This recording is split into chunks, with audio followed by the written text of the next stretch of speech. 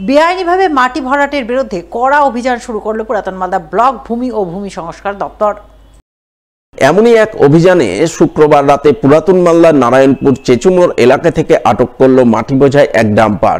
এই প্রসঙ্গে পুরাতন মালদা ব্লক ভূমি ও ভূমি সংস্কার দপ্তরের আধিকারিক বিপ্লব মণ্ডল জানান, বেআইনিভাবে মাটি ভরাট, সরকারি রাজস্ব ফাঁকি দিয়ে মাটি কাটা বা মাটি পাচারের বিরুদ্ধে তারা কড়াকড়ি শুরু করেছেন, যার অঙ্গ হিসাবে শুক্রবার রাতে পুলিশকে সঙ্গে নিয়ে নারায়ণপুর চেচুমোড় এলাকায় অভিযান চালিয়ে মাটি বোঝাই একটি ডাম্পার আটক করেন এবং 70,000 টাকা জরিমানা ধার্য করেন। তবে আগামীতে শুধু জরিমানা ধার্য করা নয়, এর বিরুদ্ধে তারা আইনানুগ ব্যবস্থাও গ্রহণ করবেন। কালকে খবর পায় রাত্রিবেলা ডিসিআর কাটেনি, উইদাউট চালানে চলছে। আমি সঙ্গে সঙ্গে আমার অফিসের টিমকে নিয়ে যাই এবং ওদের পাই, দেখি হ্যাঁ কোনো চালান টালান নেই। সঙ্গে সঙ্গে ওদের এসে আমি একটা পার্কিংয়ে ঢুকাই, কারণ সঙ্গে সঙ্গে ওরা ফাইনটা দিতেও পারেনি আর কি। ওরা আজকে এসে 70,000 টাকার ফাইন কেটে গেছে। আর যা দেখছি যে এরা সবাই বেশিরভাগই যেটুকু ওরা উইদাউট চালানে কাটছে ওরা গভীর রাত্রে চালাচ্ছে আর কি। আমার আর আইসি সাহেবের সঙ্গেও কথা হয়েছে যে আমরা এবার গভীর রাত্রেই কিন্তু আমরা রেড করতে হবে, কারণ দিনের বেলা যেহেতু আমরা রেড করেও খুব একটা ওদের ধরতে পারছি না। রাত্রে একসঙ্গে জয়েন্টলি রেড করব, হঠাৎ করে করব, যাতে কেউ খবর পাওয়ার আগেই আমরা যাতে ওটা ধরতে পারি আর কি। তাদের কাছে একটাই বার্তা, অবৈধভাবে মাটি কাটা যাবে না।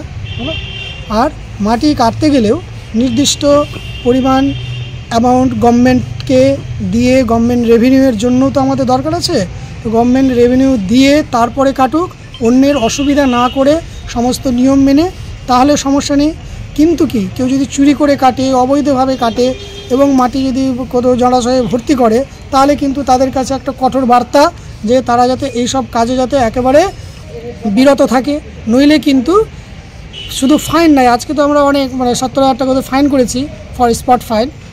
এরপরে কিন্তু শুধু স্পট ফাইন না, সঙ্গে সঙ্গে কিন্তু ওদের এগেনস্টে কিন্তু আইনি ব্যবস্থাও নেওয়া হবে সঙ্গে সঙ্গে। মালদার হবিবপুর এবং বামনগোলা ব্লকের যৌথ উদ্যোগে পাকুয়াহাট বইমেলা ও প্রদর্শনী শুরু হলো শনিবার, চলবে আগামী বুধবার পর্যন্ত। এদিন সপ্তম বর্ষের পাকুয়াহাট বইমেলা শুরু হয় পাকুয়াহাট AK হাই স্কুল ময়দানে। 5 দিন ব্যাপী বইমেলা উদ্বোধন উপলক্ষে প্রথমে বইমেলা কমিটির পক্ষ থেকে এক বর্ণময় পদযাত্রার আয়োজন করা হয়।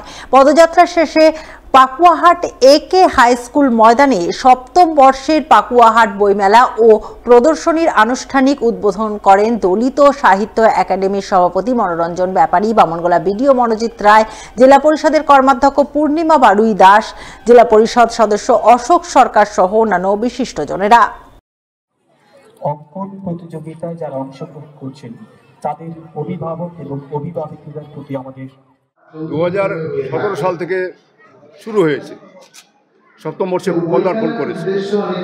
এখানে প্রোগ্রাম সাহিত্য, সংস্কৃতি, নাচ, গান, আবৃত্তি, তাৎক্ষণিক বক্তব্য, ছাত্রছাত্রীদের সমস্ত প্রকার জ্ঞান বিজ্ঞান বিভিন্ন রকম প্রতিযোগিতা আয়োজন করা হয় বইমেলা কমিটির পক্ষ থেকে। সমস্ত ছাত্রছাত্রীদের প্রতিভা বিকাশের জন্য যে প্রয়োজন, সমস্ত প্রয়োজন মেটানো মনে করি আমরা যতটুকু পারি, যতটুকু সম্ভব হয় সেটা আমরা করি।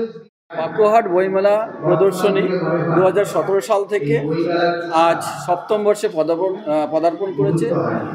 এই 2024 সালে আমরা নতুন কিছু পদক্ষেপ গ্রহণ করেছি, যেটা আমাদের বিগত বছরেও হয়েছে, কিন্তু এই বছর এবং 2023 সালে এবং 2024 সাল থেকে নতুন যে পদক্ষেপগুলো হচ্ছে, যার সঙ্গে যুক্ত হচ্ছে যে আমাদের শ্রী পঞ্চানন বর্মা, ওনার নামে একটা শিক্ষারত্ন পুরস্কার আমরা শুরু করেছি এবং শ্রী গুরুচাঁদ ঠাকুরের নামেও আমরা একটা শিক্ষারত্ন পুরস্কার আরম্ভ করেছি।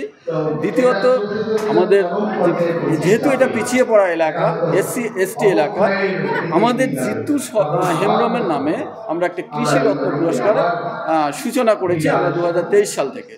এবং প্রতিটা স্কুলে আমাদের দুটো ব্লকের, বামনগোলা এবং হবিবপুরে দুটো ব্লকের প্রত্যেকটা হাই স্কুল থেকে 2024 সালে যেসব ছেলেমেয়েরা মাধ্যমিকে সর্বোচ্চ নম্বর পেয়েছে প্রত্যেককে আমরা সম্মান জানানোর ব্যবস্থা করেছি।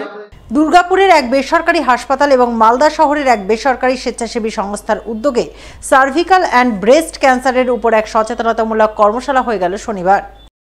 এদিন এই কর্মশালা অনুষ্ঠিত হয় মালদা শহরের চিন্তামণি চমৎকার গার্লস হাই স্কুলে। উপস্থিত ছিলেন ইংরেজবাজার পৌরসভার 8 নম্বর ওয়ার্ডের কাউন্সিলর কাকলি চৌধুরী, রোটারিয়ান ইমতিয়াজ হোসেন, দুর্গাপুরের বেসরকারি হাসপাতালের বিশিষ্ট চিকিৎসক অর্ণব চক্রবর্তী সহ আরও অনেকেই। এদিনের কর্মশালায় সার্ভিক্যাল ও ব্রেস্ট ক্যান্সার কি, কিভাবে এই রোগ প্রতিরোধ করা সম্ভব, এর চিকিৎসা পদ্ধতি কি ইত্যাদি নানান বিষয়ে আলোচনা চলে বলে জানা গেছে। আজকালকার দিনে আমরা সবাই জানি যে ক্যান্সার একটা দুরারোগ্য রোগ, তবে সঠিক সময়ে ট্রিটমেন্ট হলে এর প্রতিকার সম্ভব, পেশেন্টকে বাঁচানো সম্ভব। এবং মহিলাদের মধ্যে যেটা দেখা গেছে যাদের ক্যান্সার হচ্ছে তাদের মধ্যে খুব কমন ক্যান্সার হচ্ছে সার্ভাইকাল ক্যান্সার আর ব্রেস্ট ক্যান্সার।